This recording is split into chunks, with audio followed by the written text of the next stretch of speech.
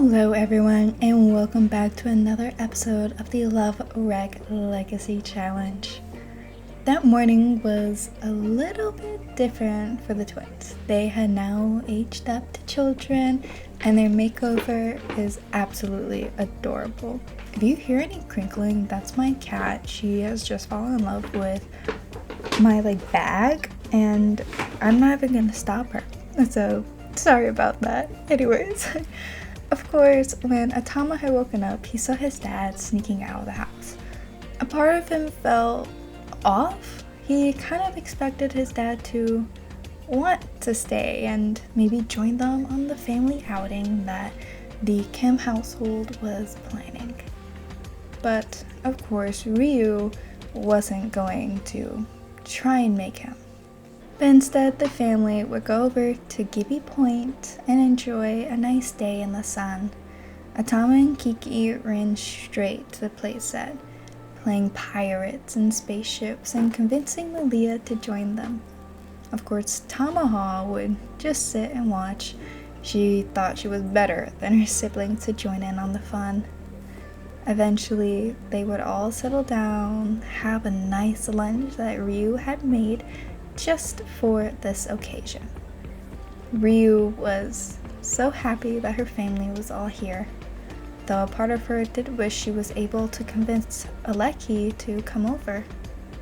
And as she sat down to eat her meal, she thought maybe she should grow up a little, leave her childish behaviors behind, and instead grow up and focus on her family. As much as she loved Aleki and was so happy that she was now officially dating him, he was married and he did have a child.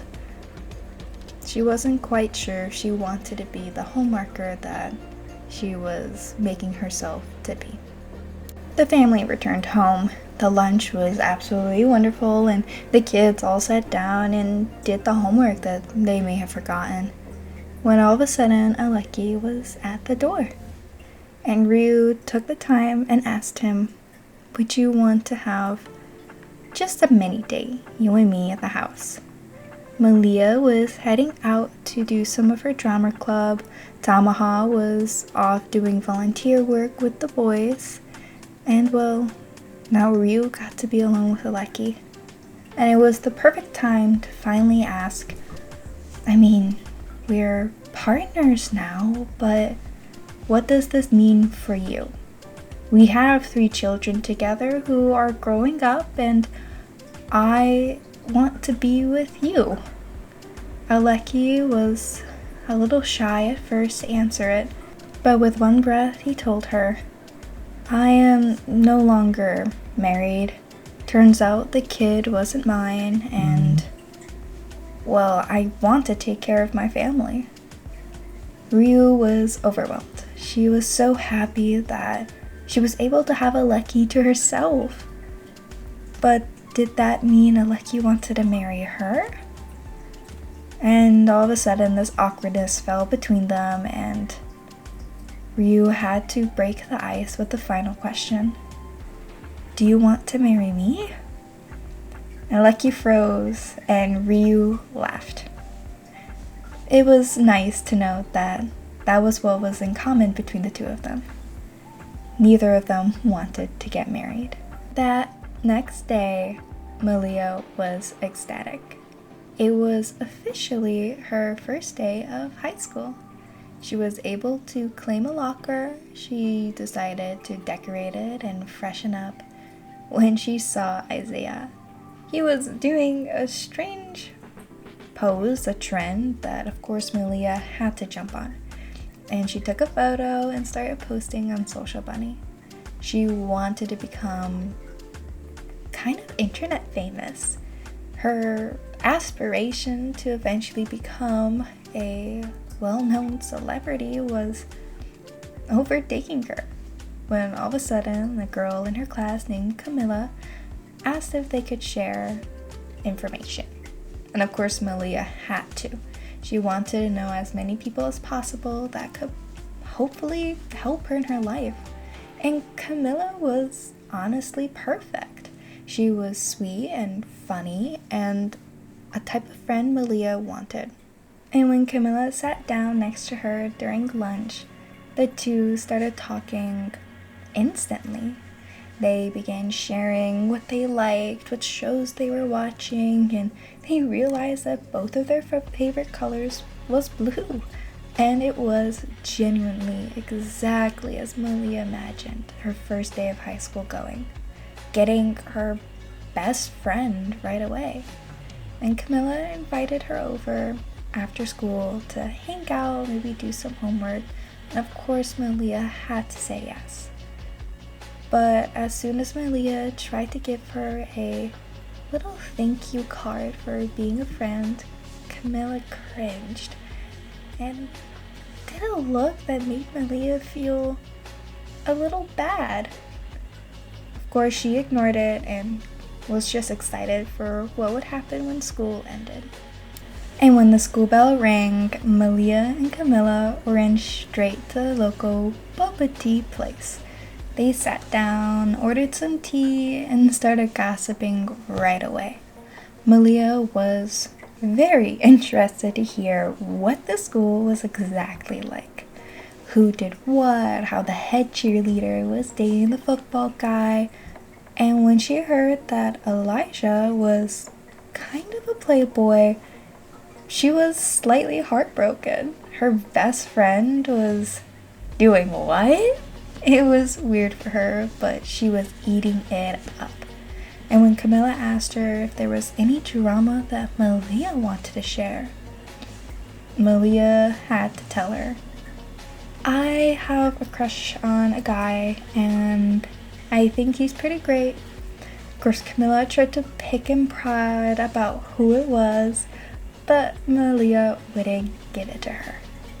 And with that, their friendship began to blossom. And when Camilla left, Malia was left all alone at the tea shop when Isaiah texted her, asking if maybe she wanted to hang out and see if any celebrities popped out at, the nightclub in Del Sol Valley. Of course, Malia had to say yes because, she absolutely loved the celebrities. And when some popped up with paparazzi, she convinced Isaiah, do a little scene with me, a romance scene. I want to get my name out there. Isaiah said yes, and the flirtation he was giving her started to feel more and more like actual flirts. And Malia felt her heart jump a beat. This has been her childhood crush since she could remember. And something was happening, something was becoming true. And of course, when the night ended, she couldn't help but kick her feet. That next day, Tamah woke up with a pounding headache. She wasn't able to sleep that well last night because, she wasn't really able to go to sleep at all because Malia just kept on babbling off about how wonderful Camilla was and how big of a crush she had on Isaiah and how sweet Elijah was, and Tamah was beginning to get sick of it. She was wondering if that's how she was before her and Tane became an official couple, and she was a little too embarrassed to even ask Malia. And when it came down to school, Tamah rushed over to her locker and just threw her book bag in. She wasn't entirely in the mood to talk with anyone until Tane was in her view. Her bad mood dripped away instantly, and Tane began cracking jokes, and they shared a few kisses and even made plans for a possible date. When Tamah told him, "Today is my birthday, you're coming, right?" And Tane shrugged his shoulders and said, maybe, before laughing and telling her of course he would come. He would never dream of missing her birthday. And the last day of school kind of felt like a blur to Tamah.